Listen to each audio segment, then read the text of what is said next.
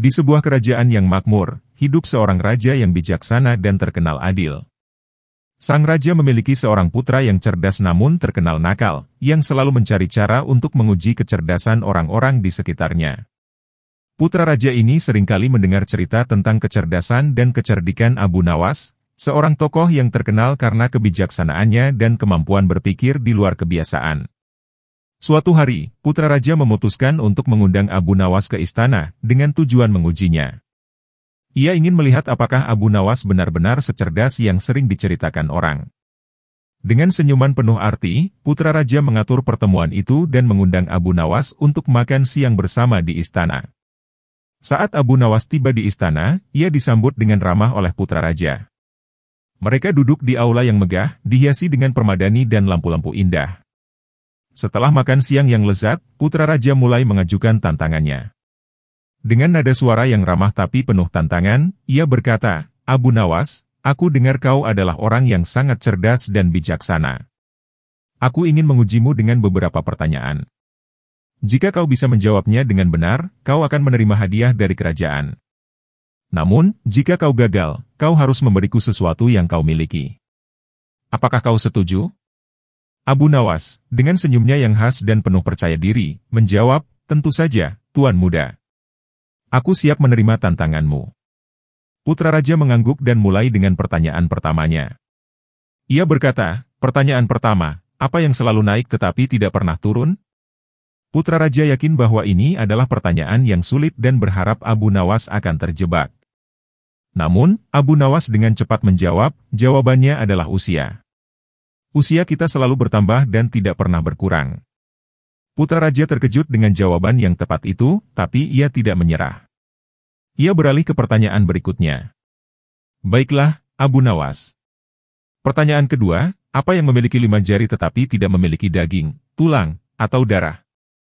Abu Nawas tersenyum dan menjawab, jawabannya adalah sarung tangan. Sarung tangan memiliki 5 jari, tetapi tidak terbuat dari daging, tulang, atau darah.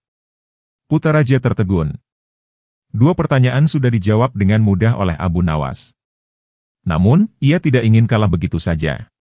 Ia memutuskan untuk memberikan pertanyaan yang lebih sulit, berharap Abu Nawas akan kehabisan akal.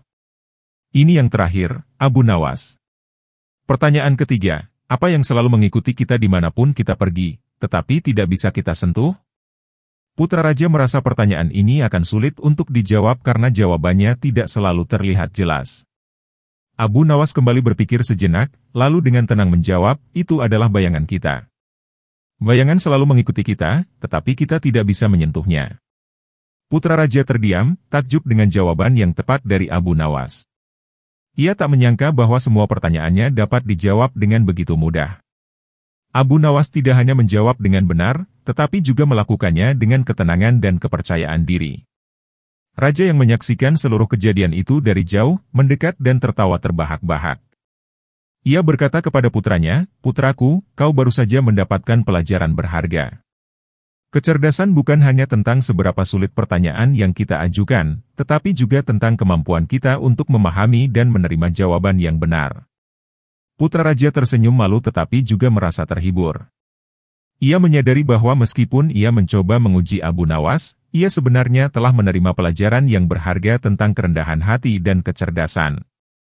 Raja kemudian memberikan hadiah yang dijanjikan kepada Abu Nawas, sebuah kantong berisi emas dan perak sebagai tanda penghargaan atas kecerdasannya. Abu Nawas menerima hadiah itu dengan rendah hati dan berkata, "Terima kasih, Baginda dan Tuan Muda. Namun, hadiah terbesar bagi saya adalah dapat berbagi hikmah dan kebijaksanaan. Semoga kita semua selalu ingat bahwa kecerdasan dan kebijaksanaan adalah anugerah yang harus digunakan untuk kebaikan."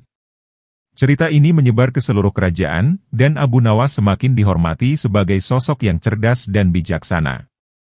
Putra raja pun belajar untuk menghargai kecerdasan dan kebijaksanaan, serta pentingnya bersikap rendah hati. Kisah ini menjadi pelajaran bagi semua orang di kerajaan bahwa kebijaksanaan sejati datang dari pemahaman, kerendahan hati, dan keinginan untuk belajar.